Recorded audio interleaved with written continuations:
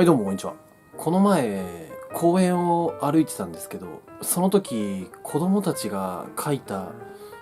魔法陣みたいなやつを踏んでしまったんですね。そしたら、トマト祭りです。今日はこちらの2クリックフレアスクラッチのやり方をやっていきたいと思います。今回の動画少し長くなりますので、早速、譜面の方行ってみましょう。それでは譜面どうぞ。はい、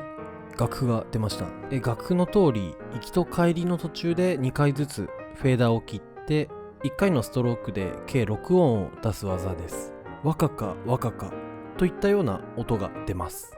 フェーダーの切り方はいくつかありまして、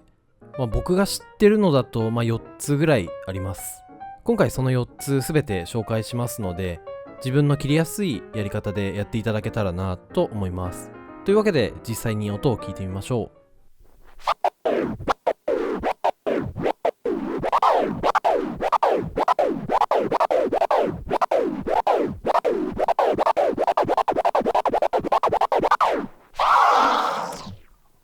はい、こんな感じの音になります。僕はこの2クリックフレアができるまでだいたい半年ぐらいかかってしまいましたね。早くやるのにさらに半年っていうようなぐらいですかね。というわけで、どんな技か分かったところで少しいろんな切り方を紹介したいと思います。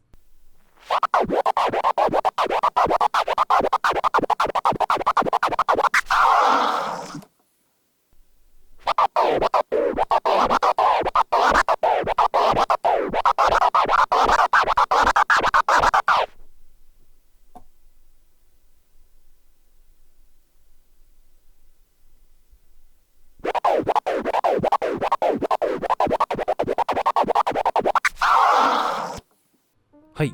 てな感じで3つほど紹介しました。そしてもう一つが、僕が以前2クリックフレアを練習している時に全く早く切れずに2時間ぐらいターンテーブルの前で考えた時がありました。そんな時思いついたのがこの切り方。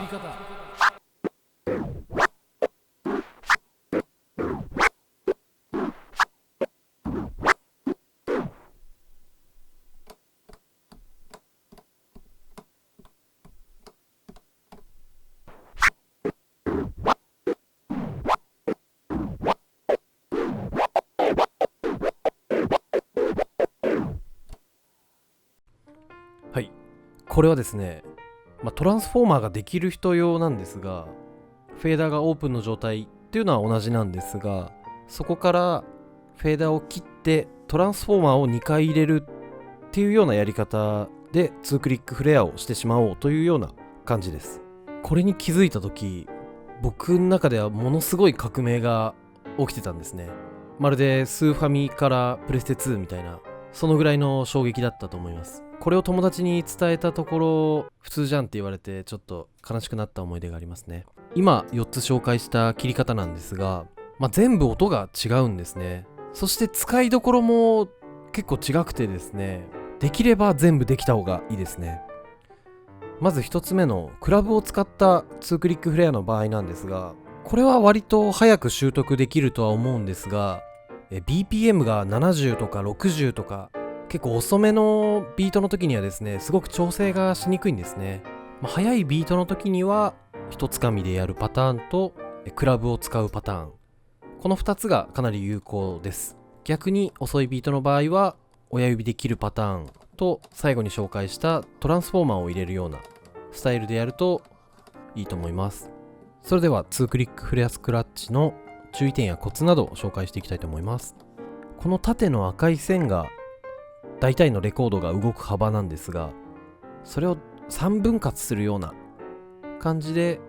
フェーダーを切っていくというような動きです。ワンクリックフレア同様に感覚がつかみにくい技ではあるんですが、一度掴んでしまえば簡単に出せてしまって、なおかつ中毒のように連発したりします。早くやる場合はこのレコードを動かす幅をもう少し短くしてやるっていう感じです。フェーダーの方の動きができるようになってからよくあることなんですが、うまいように切れないっていう時があるんですね。大体の原因は戻しの時の音がちゃんと切れていないっていうのが一番多いと思います。なので切れないなと思ったら次のようなことをやってみると改善できるかもしれないです。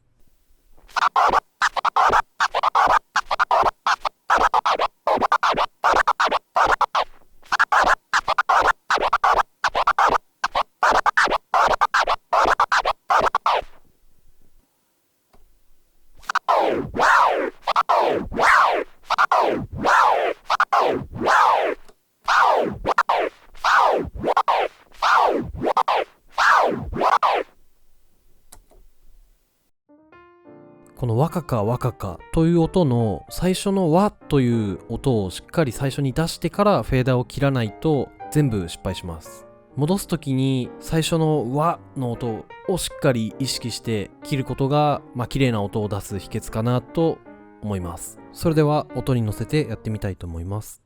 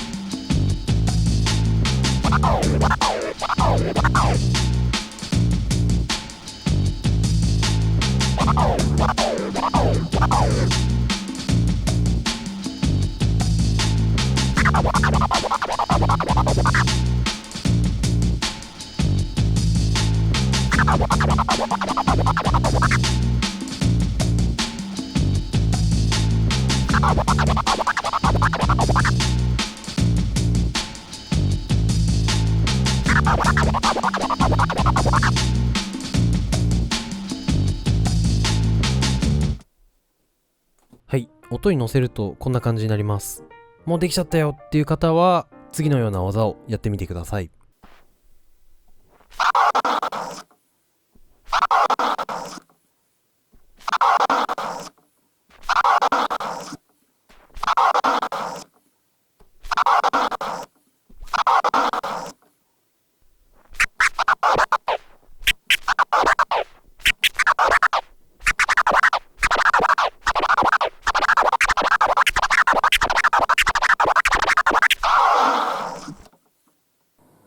はい、いかがだったでしょうか。